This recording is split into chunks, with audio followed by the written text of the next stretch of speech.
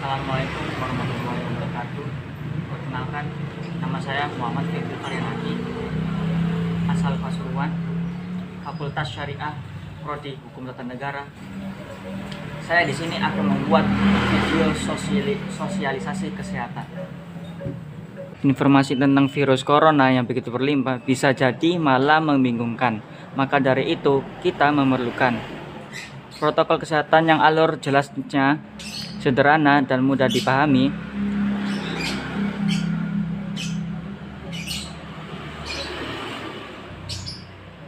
Terpapar virus corona. Orang yang memiliki riwayat perjalanan 14 hari yang lalu ke negara dengan transmisi lokal COVID-19 atau merasa pernah kontak dengan pasien terkonfirmasi positif COVID-19. Apa yang perlu dilakukan jika memenuhi dua kondisi tersebut? Bila Anda merasa sehat, maka dianjurkan untuk melakukan karantina diri di rumah selama 14 hari sambil memonitor kondisi tubuh. Bila Anda merasa tidak sehat atau timbul gejala, segera lapor ke petugas kesehatan atau hubungi hotline center corona untuk mendapatkan rujukan pemeriksaan ke fasilitas layanan kesehatan. Gejala apa yang perlu diperhatikan? Demam melebihi 38 derajat Celcius, batuk atau pilek, sakit tenggorokan, sesak atau gangguan pernapasan. Apakah perlu langsung datang ke layanan kesehatan? Apabila gejalanya ringan, utamakan menghubungi hotline center corona atau RS rujukan terdekat untuk mendapatkan informasi mengenai langkah selanjutnya. Sambil mencari informasi, ini yang perlu dilakukan. Tetap hindari keluar dari rumah, istirahat yang cukup, minum air putih dan makanan-makanan bergizi. Memperhatikan kebersihan bersih seperti cuci tangan dan membersihkan area-area yang tersentuh permukaan tangan. Gunakan masker agar percikan dari batuk atau bersin tidak mengenai orang lain, bahkan di dalam rumah sekalipun. Kapan harus mencari bantuan medis tambahan? Bila gejala yang dirasakan cukup parah, misalnya sesak napas berat, atau apabila Anda dalam klasifikasi kelompok rentan karena berusia lebih dari 60 tahun, memiliki penyakit kronis seperti diabetes, hipertensi, gangguan imun, ada riwayat sakit pernapasan, dan lainnya. Apa yang perlu bila gejala berlanjut dan harus ke fasilitas? Gunakan masker saat keluar rumah.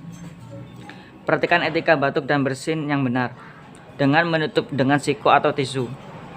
Hindari menggunakan transportasi publik. Bagaimana tahapan screening pasien di fasilitas pelayanan kesehatan? Sebelum memberikan perawatan, tenaga kesehatan di fasilitas layanan kesehatan akan melalui screening. Jika tidak memenuhi kriteria pasien dalam pengawasan COVID-19, maka akan dirawat inap atau rawat jalan, tergantung diagnosa dan keputusan dokter. Jika memenuhi kriteria pasien dalam pengawasan COVID-19, maka akan dirujuk ke salah satu rumah sakit rujukan, didampingi oleh tenaga kesehatan yang menggunakan alat pelindung diri atau APD. Di rumah sakit rujukan, spesimen pasien diambil untuk pemeriksaan lab, dan pasien akan ditempatkan di ruang isolasi. Spesimen dikirim ke Badan Penelitian dan Pengembangan Kesehatan Balitbangkes di Jakarta. Hasil pemeriksaan pertama akan keluar dalam 24 jam. Jika hasilnya negatif, pasien akan dirawat sesuai dengan penyebab penyakit. Jika positif, maka pasien akan dinyatakan sebagai penderita COVID-19. Diambil sampel setiap hari dan baru akan dikeluarkan dan ruang isolasi jika pemeriksaan sampel 2 kali berturut-turut dan hasilnya negatif. Itulah informasi dan protokol kesehatan untuk masalah COVID-19 yang perlu diikuti oleh masyarakat. Sakit akibat virus corona dapat disembuhkan. Namun begitu, lebih baik mencegah dan tidak menularkan kepada mereka yang lebih rentan. Protokol kesehatan yaitu kita membahas vaksin. Apa itu vaksin? Dan apa manfaatnya vaksin? Dan seberapa pentingnya vaksin? Kita jelaskan dalam cuplikan ini. Pemirsa, pemerintah menyatakan program vaksinasi COVID-19 akan dimulai November 2020 ini. Pemberian vaksin akan diprioritaskan kepada tenaga kesehatan dan aparat sebagai garda terdepan yang menangani COVID-19, baru kemudian lapisan masyarakat. Namun di satu sisi, edukasi akan vaksin pun masih perlu dilakukan, termasuk mematahkan mitos mengenai vaksin. Kita akan simak pembahasannya berikut ini, pemirsa, di mana upaya menyediakan vaksin COVID-19 tentunya sejalan dengan pemenuhan hak asasi manusia untuk hidup sehat. Namun dengan edukasi tuntas, maka akan menjadi target sempurna pemerintah bagi seluruh masyarakat. Pertama, kita akan kenali dulu apa itu vaksin. Nah, saat dimasukkan ke dalam tubuh seseorang, vaksin ini akan merangsang sistem kekebalan tubuh untuk bisa memproduksi antibodi. Proses pembentukan antibodi inilah yang kemudian disebut dengan imunisasi. Nah, kemudian saat orang yang sudah mendapatkan vaksin terpapar kuman penyebab penyakit di kemudian hari, tubuhnya akan membentuk antibodi dengan cepat untuk bisa melawan kuman tersebut. Seperti yang sudah saya tuliskan di sini. Selanjutnya, kita akan lagi. Mengapa vaksin itu penting? Tentunya karena setiap orang ini perlu untuk mendapatkan vaksin, terutama bayi dan anak-anak, karena memiliki daya tahan tubuh yang masih lemah dan juga masih berkembang, pemirsa. Orang dewasa pun juga disarankan untuk mendapatkan vaksin dengan beberapa kondisi-kondisi. Di antaranya, diprioritaskan untuk mendapatkan vaksin dengan kondisi berusia lanjut, sedang mengandung atau hamil, atau sedang melakukan kemoterapi, dan juga lain-lainnya, faktor lainnya. Misalkan seperti ada penyakit kronis seperti asma, diabetes, dan penyakit jantung. Dan juga bagi daya tahan tubuh yang lemah, misalkan karena seperti yang saya tuliskan di sini, kemoterapi, kemudian riwayat operasi transplantasi organ, atau menderita infeksi HIV. Kemudian dengan prekondisi yang belum pernah mendapatkan imunisasi wajib sebelumnya dan bekerja di tempat berisiko tinggi menularkan infeksi, seperti rumah sakit atau laboratorium klinik. Nah, kalau kita menilik secara detail di sini, pemirsa, cara kerja dari vaksin akan dibedakan menjadi 4 cara sesuai dengan target vaksinasi ini. Kita lihat berikutnya. Untuk jenis-jenisnya, cara kerjanya itu ada 4 berbeda di sini. Yang pertama saya bahas adalah live attenuated vaccine. Ini adalah vaksin yang menggunakan virus yang telah dilemahkan untuk membangun kekebalan tubuh terhadap virus tersebut. Pelemahan virus ini merupakan praktik vaksinasi pertama melawan cacar. Metode ini juga digunakan untuk vaksinasi campak, gondong, rubella, rotavirus, cacar air, dan demam kuning.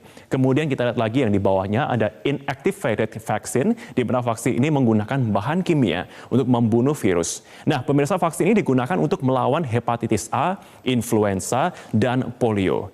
Ketiga, kita lihat di kanan atas ada subunit recombinant polysaccharide atau conjugate vaccine, yang mana menyasar kuman. Dan vaksin ini digunakan untuk melawan penyakit seperti hepatitis A, maksud kami hepatitis B, HPV, batuk rejan, penyakit pneumococcus, penyakit meningococcus, dan herpes zoster.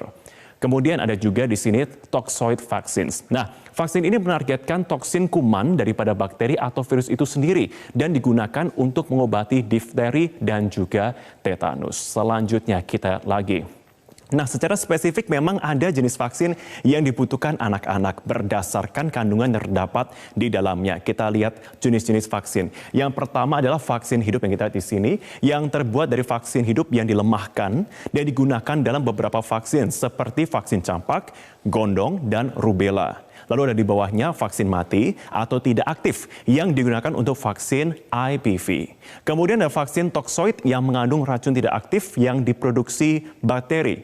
Dia misalnya adalah vaksin difteri dan juga tetanus. Kemudian ada vaksin yang paling bawah, konjugasi, pemirsa, yang mengandung bagian dari bakteri yang dikombinasikan dengan protein, misalkan untuk HIV. Nah, sementara itu, menurut Centers for Disease Control and Prevention, orang dewasa pun juga membutuhkan vaksinasi untuk menjaga kesehatan agar tetap optimal. Kita lihat untuk jenis-jenisnya bagi orang dewasa. Di antaranya di sini seperti influenza, untuk pneumonia, hepatitis A, B, HPV, tetanus, dan juga difteri, pertusis, cacar, measles, kemudian mumps, dan rubella. Nah, dalam penjelasan tadi juga disebutkan bahwa ada kebutuhan vaksin di tiap kelas usia masyarakat, pemirsa. Kita lihat ada anak-anak, ada juga dewasa. Tapi ada beberapa prioritas dalam pemberian vaksin COVID-19 agar sesuai dengan sasaran. Kita coba simak pernyataan dari epidemiolog Universitas Indonesia Syahrizal Syarif berikut ini yang mengatakan bahwa prinsip dasar pemberian vaksin bukan usia, namun siapa yang paling berisiko terkena. Ini kita ambil contohnya adalah pemberian vaksin COVID-19 di sini. Menurut Syahrizal Syarif, saya ulang, prinsip dasar pemberian vaksin bukan usia, namun siapa yang paling berisiko terkena. Contohnya seperti petugas medis, aparat hukum yang mencakup TNI Polri dan aparat lain, kemudian kelompok masyarakat dengan kategori lanjut usia, dan juga anak-anak dan ibu hamil, baru kemudian masyarakat luas atau masyarakat umum. Nah, meskipun persiapan vaksinasi terus dilakukan, namun masih ada tantangan lain terkait mitos vaksinasi pemirsa. Nah, menurut laporan dari WHO, banyak mitos membuat masyarakat ini enggan menjalani vaksinasi di negara-negara termasuk Indonesia. Bahkan 1 dari 10 ancaman kesehatan global adalah keraguan orang atas vaksin. Kita coba cek contoh-contoh mitosnya berikut ini. Yang pertama, vaksin MMR bisa menyebabkan autisme. Itu berasal dari penelitian dari Dr. Wakefield tahun 1993. Tapi kemudian setelah dibuktikan pada tahun 2010 terbukti tidak benar atau salah dan tidak berdasar. Kemudian ditarik pada tahun 2010. Kemudian dikatakan vaksin mengandung merkuri berbahaya. Dikatakan betul memang mengandung kandungan merkuri. Namun kandungan merkuri di dalam thiomersal ini hanya 2 mikrogram per kilogram berat badan per pekannya. Sementara batas aman adalah 159 mikrogram per kilogram berat badan per pekannya. Jadi ini sangat kecil, sangat berbeda sekali perbedaannya. Yang ada di dalam kandungan adalah 2 mikrogram, sementara batas aman adalah 159 mikrogram menurut WHO. Berikutnya, mitos-mitos dan juga fakta lain terkait dengan vaksin. Yang pertama, vaksin yang dipakai di Indonesia buatan luar negeri. Nah, ternyata sebagian besar vaksin untuk imunisasi buatan BUMN, yakni Bio Farma. Kemudian lebih baik sakit ketimbang divaksin untuk mendapatkan kekebalan tubuh. Nah, yang benar adalah cara kerja vaksin itu memanfaatkan respon alami tubuh sehingga membentuk antibodi spesifik untuk melawan virus, kuman, atau racun tertentu. Nah, pemirsa, itu tadi penjelasan mengenai vaksinasi dan juga diharapkan benar bisa menekan penyebaran COVID-19 dan meningkatkan kesehatan masyarakat. Edukasi yang tepat dan tingkatkan awareness bersama, kepedulian bersama. Sekian dari penjelasan saya.